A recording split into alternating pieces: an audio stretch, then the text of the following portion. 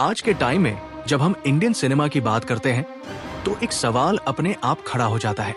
क्या आज भी कोई ऐसा एक्टर है जो बिना गॉडफादर, बिना नेपोटिज्म, बिना लगातार पीआर हाइप के सिर्फ अपने टैलेंट, मेहनत और विजन के दम पर पूरे देश में सुपरस्टार बन सकता है? और अगर जवाब हाँ है तो उस जवाब का नाम है यश। आज हम बात कर रहे हैं एक ऐसे एक्टर की जिसे लोग सिर्फ केजीएफ से नहीं पहचानते, बल्कि जिसकी जर्नी खुद में एक पूरी सिनेमा स्टोरी है। एक ऐसा नाम जिसने कन्नड़ इंडस्ट्री की सीमाओं को तोड़कर पैन इंडिया स्टारडम हासिल किया, और वो भी बिना किसी शोर शराबे के। लेकिन असली सवाल ये नहीं है कि यश सुपरस्टार है या नहीं। असली सवाल ये है, क्या यश इस टाइटल को सच में डिजर्व करता है? क्या वो सिर्फ एक वन हिट वंडर है, या आने वाले समय में इंडिया के सबसे बड़े सुपरस्टार बन सकते हैं? और सबसे जरूरी, क्या केजीएफ के बाद भी यश की कहानी में दम है? इन सारे सवालों का जवाब ढूंढने के लिए हमें पीछे जाना होगा, बहुत पीछे, उस जगह पर जहां से यश की कहानी शुरू होती है। यश का रियल नाम है नवीन कुमार गौड़ा। कोई फिल्मी बैकग्राउंड नहीं, कोई पावरफुल फैमिली नहीं, कोई लॉन्च पैड नहीं। एक लोअर मिडिल क्लास फैमिली जहां सपने देखना भी एक लग्जरी माना जाता है। उनके फादर एक बस ड्राइवर थे और मदर एक हाउसवाइफ। फैमिली का सपना सिंपल था, बेटा एक गवर्नमेंट सिक्योर जॉब करे, सेटल लाइफ जिए। लेकिन यश के सपने छोटे नहीं थे। वो सिर्फ सेटल नहीं होना चाहते थे, वो कुछ बड़ा बनना चाहते थे। और यहीं से शुरू होता है पहला टकराव, ड्रीम वर्सेस रियलिटी। जब यश अपने घर से निकलते हैं तो उनके पास ना कोई प्लान भी था, ना कोई सेफ्टी नेट। सिर्फ जेब में 300 रुपए और दिमाग में एक ही जिद, स्टार बनकर ही लौटूंगा। ये कोई मोटिवेशनल डायलॉग नहीं था, ये उनकी जिंदगी का रिस्क था। बेंगलुरु आने के बाद यश को जल्दी समझ आ गया कि ड्रीम सिटी जितनी खूबसूरत दिखती है उतनी ही बेरहम भी है। दिन के सपने रात को टूटते थे, काम नहीं मिलता था, कई बार रहने की जगह तक नहीं होती थी। स्टेशन पर सोना पड़ा, सेट्स पर चाय पिलाई, सफाई की, हर छोटा बड़ा काम किया। और यहां एक बहुत इंपॉर्टेंट बात समझने वाली है, यश ने कभी किसी काम को छोटा नहीं समझा। उन्होंने कभी ये नहीं कहा कि मैं एक्टर हूं, ये मेरे लेवल का काम नहीं है। वो बस इंडस्ट्री के अंदर रहना चाहते थे, किसी भी तरह। यही वो फेज है जहां ज्यादातर लोग हार मान लेते हैं, लेकिन यश नहीं। धीरे धीरे इंडस्ट्री में पहचान बननी शुरू होती है, छोटे रोल्स मिलते हैं, लोग नोटिस करने लगते हैं कि ये बंदा कैमरे के सामने अलग दिखता है। और यहीं से यश को पहला बड़ा प्लेटफॉर्म मिलता है, टेलीविजन। सीरियल नंदा गोकुला, जिसमें यश ने करीब 3 साल काम किया। ये सिर्फ एक सीरियल नहीं था, ये यश का ट्रेनिंग ग्राउंड था। यहां उन्होंने एक्टिंग सीखी, कैमरा समझा, ऑडियंस को पढ़ा, और सबसे जरूरी, पॉपुलैरिटी। लेकिन फिर भी ये सफर आसान नहीं था, क्योंकि टीवी से फिल्म इंडस्ट्री में जाना उतना आसान नहीं होता, खासकर तब जब आपके पास कोई गॉडफादर ना हो। यश को फिल्मों में सपोर्टिंग रोल्स मिलने लगे, और यहीं पर उन्हें पहला बड़ा रिकॉग्निशन मिलता है, film fair award for best supporting actor. ये अवार्ड सिर्फ एक ट्रॉफी नहीं थी, ये इंडस्ट्री का सिग्नल था कि ये बंदा सीरियस है। धीरे धीरे यश कन्नड़ इंडस्ट्री में एक नोन फेस बन जाते हैं, लीड रोल्स मिलने लगते हैं। कुछ फिल्में चलती हैं, कुछ फ्लॉप होती हैं, कुछ एवरेज रहती हैं, लेकिन यश का ग्राफ स्लो जरूर था, डाउन कभी नहीं गया। और फिर आता है वो मोमेंट जो हर स्ट्रगलर की लाइफ बदल देता है, मिस्टर एंड मिसेज रामाचारी। ये फिल्म यश के लिए सिर्फ एक हिट नहीं थी, ये उनकी स्टार इमेज की नींव थी। यहीं से यश एक एक्टर से स्टार बनते हैं, और इसके बाद जो हुआ वो सिर्फ कन्नड़ इंडस्ट्री नहीं, पूरा इंडिया देखता है। लेकिन यश की कहानी को समझने के लिए सिर्फ उनकी हिट फिल्मों को देखना काफी नहीं है। उनकी इंपॉर्टेंस इस बात में है कि उन्होंने एक ऐसे सिस्टम में जगह बनाई जहां बाहर से आने वालों के लिए दरवाजे लगभग बंद होते हैं। यश सिर्फ एक सुपरस्टार नहीं है, वो एक केस स्टडी है, एक ऐसा एक्टर जिसने साबित किया कि अगर विजन क्लियर हो तो रीजनल सिनेमा की दीवारें भी टूट सकती है। और यही वजह है कि आज यश पर बात करना जरूरी है, क्योंकि उनकी कहानी सिर्फ एंटरटेनमेंट नहीं, इंस्पिरेशन भी है। लेकिन क्या ये जर्नी यही खत्म हो जाती है, या फिर असली खेल अब शुरू होने वाला है? हमने यश की स्ट्रगल जर्नी और उनके बैकग्राउंड को समझा। अब पार्ट 2 में हमें यह समझना होगा कि यश सिर्फ एक सक्सेसफुल एक्टर कैसे नहीं, बल्कि एक सिस्टम ब्रेकिंग सुपरस्टार कैसे बने। यहां से कहानी सिर्फ मेहनत की नहीं रहती, बल्कि स्ट्रैटेजी, टाइमिंग, माइंडसेट और इंडस्ट्री डायनेमिक्स की हो जाती है। कन्नड़ इंडस्ट्री का सिस्टम और यश की पोजीशन। सबसे पहले एक बात क्लियर करना जरूरी है, कन्नड़ इंडस्ट्री हमेशा से बहुत टैलेंटेड रही है, लेकिन उसका स्केल लिमिटेड था। रीजनल फिल्मों को अक्सर लोकल ऑडियंस तक ही सीमित माना जाता था। यश ऐसे टाइम पर उभरे जब ऑडियंस मास कंटेंट चाह रही थी। सोशल मीडिया धीरे धीरे रीजनल बैरियर्स तोड़ रहा था। साउथ इंडियन सिनेमा को नॉर्थ में एक्सप्लोर किया जाने लगा था, लेकिन फिर भी किसी कन्नड़ एक्टर का पैन इंडिया मास आइकन बनना आसान नहीं था। यश की खासियत यह थी कि उन्होंने खुद को सिर्फ कन्नड़ स्टार की तरह नहीं देखा, वो खुद को एक मास कैरेक्टर की तरह डेवलप कर रहे थे। रॉकी इमेज केजीएफ से पहले भी मौजूद थी। बहुत से लोग ये मानते हैं कि यश को रॉकी भाई का टैग केजीएफ से मिला, लेकिन सच्चाई यह है कि ये इमेज केजीएफ से पहले ही बन चुकी थी। फिल्म रॉकी से aggressive body language, intense eye contact, confident dialogue delivery और एक डोमिनेंट स्क्रीन प्रेजेंस, यश धीरे धीरे एक ऐसे एक्टर बन रहे थे जिसे मास ऑडियंस पसंद करती है, यंग ऑडियंस फॉलो करती है और इंडस्ट्री नोटिस करने लगती है। लेकिन फिर भी ये सब रीजनल लेवल तक ही सीमित था। केजीएफ सिर्फ एक फिल्म नहीं, एक कल्चरल शिफ्ट। अब आते हैं उस पॉइंट पर जिसने सब कुछ बदल दिया। KGF chapter 1। केजीएफ को समझने के लिए हमें यह समझना होगा कि यह फिल्म क्यों अलग थी। यह फिल्म सिर्फ एक गैंगस्टर स्टोरी नहीं थी, सिर्फ एक मास मसाला फिल्म नहीं थी, सिर्फ एक रीजनल प्रोजेक्ट नहीं थी। केजीएफ एक माइथोलॉजी की तरह ट्रीट की गई फिल्म थी। रॉकी का कैरेक्टर, गरीब से पावरफुल बनने की कहानी, सिस्टम के खिलाफ खड़ा इंसान और फियर को हथियार बनाने वाला किरदार। ये कैरेक्टर सिर्फ स्क्रीन पर नहीं था, ये ऑडियंस के माइंड में घुस गया। और यहां यश की सबसे बड़ी जीत थी, कैरेक्टर और एक्टर का मर्ज हो जाना। जीरो वर्सेस केजीएफ, स्टारडम का रियल टेस्ट। एक बहुत इंटरेस्टिंग फैक्ट है जिसे अक्सर इग्नोर कर दिया जाता है। केजीएफ चैप्टर 1 रिलीज हुई थी शाहरुख खान की जीरो के साथ। अब सोचिए, बॉलीवुड का सबसे बड़ा superstar, high budget, massive promotion, और दूसरी तरफ कन्नड़ इंडस्ट्री की फिल्म, लिमिटेड प्रमोशन, नया pan India face, result zero flop, KGF blockbuster. यहां से इंडस्ट्री को एक मैसेज गया, अब गेम बदल चुका है। यश का स्टारडम सिर्फ कन्नड़ तक नहीं रहा, वो north India, Maharashtra, east India तक पहुंच गया। केजीएफ चैप्टर 2, सक्सेस का प्रेशर और उसका जवाब। अक्सर एक बड़ी हिट के बाद एक्टर का करियर डगमगा जाता है, क्योंकि एक्सपेक्टेशंस बहुत हाई हो जाती है, रिपीटेशन का डर होता है। लेकिन केजीएफ चैप्टर 2 ने सारे डाउट्स खत्म कर दिए। अगर केजीएफ 1 ने दरवाजा खोला, तो केजीएफ 2 ने उसे तोड़ दिया। बॉक्स ऑफिस लगभग 1,500 crore combined collection, pan India domination, international recognition, और सबसे बड़ी बात, यश ने खुद को रिपीट नहीं किया बल्कि एम्पलीफाई किया। यश का माइंडसेट, यहीं से वो अलग बनता है। केजीएफ 2 के बाद यश चाहे तो हर साल 2 फिल्में कर सकते थे, सेफ मास प्रोजेक्ट साइन कर सकते थे, सिर्फ पैसा और स्टारडम मैक्सिमाइज कर सकते थे। लेकिन उन्होंने ऐसा नहीं किया।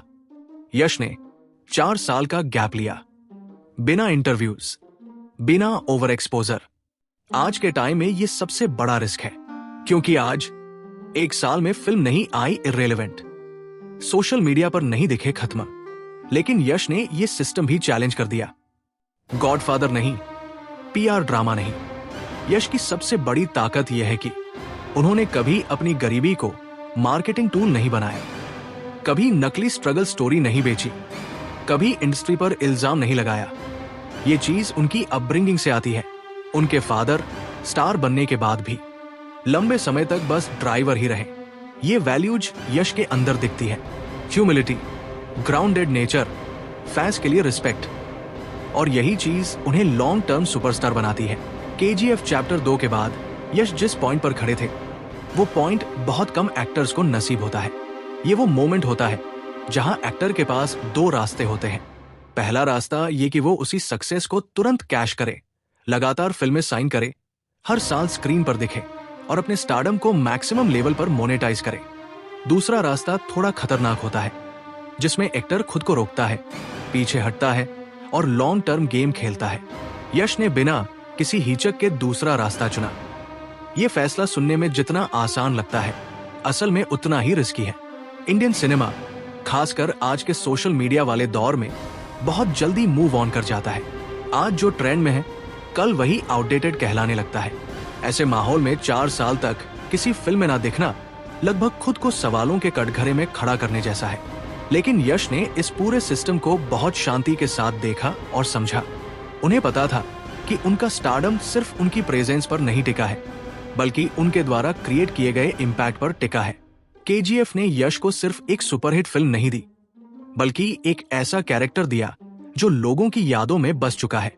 रॉकी भाई एक फिल्मी किरदार नहीं रहा, बल्कि एक आइडिया बन गया। एक ऐसा आइडिया जो पावर, फियर, स्ट्रगल और डोमिनेशन को रिप्रेजेंट करता है। यही वजह है कि केजीएफ के बाद भी यश की गैरमौजूदगी उनकी वैल्यू को कम नहीं कर पाई। उल्टा उनकी साइलेंस ने क्यूरियोसिटी को और बढ़ा दिया। इन 4 सालों में यश ने न तो बहुत ज्यादा इंटरव्यू दिए, न ही लगातार पब्लिक अपीयरेंस में दिखे। उन्होंने खुद को ओवर एक्सपोज नहीं किया। ये वही गलती है जो कई बड़े स्टार्स कर बैठते हैं। हर जगह दिखना, हर मुद्दे पर बोलना और हर प्लेटफॉर्म पर मौजूद रहना धीरे धीरे ऑडियंस को थका देता है। यश ने इस साइकोलॉजी को बहुत अच्छे से समझा। उन्होंने अपनी इमेज को रहस्यमय बनाए रखा और यही रहस्य उन्हें रिलेवेंट बनाए रखने में काम आया। अब अगर हम यश के फ्यूचर की बात करें, तो ये सिर्फ उनकी पॉपुलैरिटी का सवाल नहीं है, बल्कि उनके डिसीजन मेकिंग का सवाल है। केजीएफ के बाद उनके पास हर इंडस्ट्री से ऑफर्स थे। तमिल, तेलुगु, हिंदी, मलयालम, हर जगह से। ऐसे समय पर ज्यादातर एक्टर सिलेक्शन में कंफ्यूज हो जाते हैं या फिर सिर्फ गेम खेलने लगते हैं। लेकिन यश ने जो लाइनअप चुना है, वो बताता है कि वो सिर्फ स्टार नहीं, बल्कि एक विजनरी भी है। उनकी पहली अपकमिंग फिल्म टॉक्सिक इस बात का सबसे बड़ा एग्जाम्पल है। एक फीमेल डायरेक्टर के साथ काम करना, वो भी ऐसी डायरेक्टर जो ऑफ बीट और कंटेंट ड्रिवन सिनेमा के लिए जानी जाती है, ये खुद में एक बोल्ड डिसीजन है। ये दिखाता है कि यश सिर्फ अपनी इमेज को रिपीट नहीं करना चाहते, वो खुद को चैलेंज करना चाहते हैं। टॉक्सिक का लुक, उसका पीरियड टोन और उसका एस्थेटिक ये इशारा करता है कि ये फिल्म सिर्फ बॉक्स ऑफिस के लिए नहीं, बल्कि इम्पैक्ट के लिए बनाई जा रही है। इसके बाद आता है रामायण, जो अपने आप में एक बहुत बड़ा और सेंसिटिव प्रोजेक्ट है। इस फिल्म में यश का रावण का रोल प्ले करना ये साबित करता है कि उन्हें अपने स्टारडम से कोई इनसिक्योरिटी नहीं है। इंडिया में बहुत कम बड़े स्टार्स ऐसे होते हैं जो अपने करियर के पीक पर जाकर विलेन का किरदार निभाने का रिस्क लेते हैं, लेकिन यश ने ये रिस्क लिया है और यही रिस्क उन्हें अलग बनाता है। ये फैसला सिर्फ हिम्मत नहीं, बल्कि आत्मविश्वास दिखाता है। रामायण जैसी फिल्म में एक नेगेटिव शेड वाला कैरेक्टर निभाना आसान नहीं होता, क्योंकि तुलना, आलोचना और एक्सपेक्टेशंस बहुत ज्यादा होती है। ऊपर से आदि पुरुष जैसी फिल्मों के एक्सपीरियंस के बाद ऑडियंस पहले से सतर्क है। फिर भी यश ने इस प्रोजेक्ट पर भरोसा दिखाया है। ये भरोसा उनके खुद के विजन पर है और उस टीम पर है जिसके साथ वो काम कर रहे हैं। और आखिर में आता है केजीएफ चैप्टर 3, जो शायद किसी भी इंट्रोडक्शन का मोहताज नहीं है। ये फिल्म सिर्फ एक सीक्वल नहीं होगी, बल्कि एक लेगेसी मोमेंट होगी। चाहे फिल्म कैसी भी बने, रॉकी भाई का स्क्रीन पर वापस आना ही अपने आप में एक इवेंट होगा। बहुत कम किरदार ऐसे होते हैं जो समय के साथ और स्ट्रॉन्ग हो जाते हैं, और रॉकी उनमें से एक है। इन 3 फिल्मों को अगर एक साथ देखा जाए तो ये साफ हो जाता है कि यश ने बहुत सोच समझ कर अपना फ्यूचर प्लान किया है। एक एक्सपेरिमेंटल फिल्म, एक माइथोलॉजिकल एपिक और एक मास फ्रेंचाइज। ये कॉम्बिनेशन किसी भी एक्टर के करियर को अगले लेवल पर ले जाने के लिए काफी है। यहाँ रिस्क भी है, लेकिन रिस्क के बिना ग्रोथ नहीं होती। यश का इम्पैक्ट सिर्फ बॉक्स ऑफिस तक सीमित नहीं है। उन्होंने ये भी बदल दिया है कि लोग रीजनल सिनेमा को कैसे देखते हैं।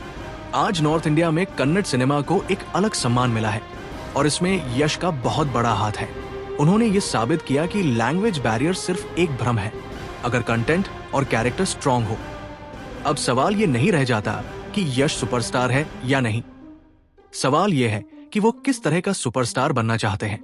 अभी तक उनके फैसले ये दिखाते हैं कि वो शॉर्ट टर्म पॉपुलैरिटी नहीं बल्कि लॉन्ग टर्म लेगेसी बनाना चाहते हैं, और यही सोच किसी भी एक्टर को महान बनाती है।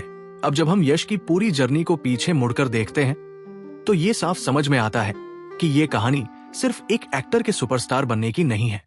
ये कहानी एक ऐसे इंसान की है जिसने सिस्टम को समझा, टाइम लिया, खुद को गढ़ा और फिर सही वक्त पर सही वार किया। यश की जर्नी हमें ये सिखाती है कि सुपरस्टारडम कोई अचानक मिलने वाली लॉटरी नहीं होती, बल्कि ये सालों की चुप मेहनत, फेल्योर, सब्र और सही डिसीजन मेकिंग का रिजल्ट होती है। यश की सबसे बड़ी ताकत यही रही है कि उन्होंने कभी शॉर्टकट नहीं लिया। जब इंडस्ट्री में ज्यादातर लोग जल्दी दिखने, जल्दी बिकने और जल्दी वायरल होने की होड़ में लगे रहते हैं, तब यश ने खुद को पीछे खींचा।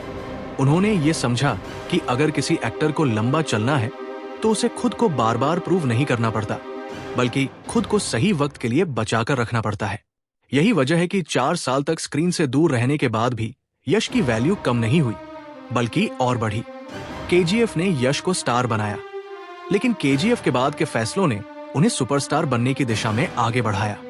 अगर यश चाहते तो वो उसी मास इमेज को लगातार रिपीट कर सकते थे, वही एग्रेसिव लुक, वही डायलॉग बाजी, वही सेफ जोन।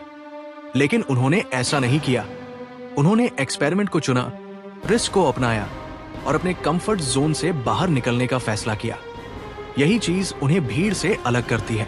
टॉक्सिक जैसे प्रोजेक्ट को चुनना ये दिखाता है कि यश सिर्फ बॉक्स ऑफिस नंबरों के पीछे नहीं भाग रहे, वो सिनेमा को एक आर्ट और एक स्टेटमेंट की तरह देखते हैं। वही रामायण में रावण का किरदार निभाना ये साबित करता है कि यश को अपने स्टारडम पर पूरा भरोसा है।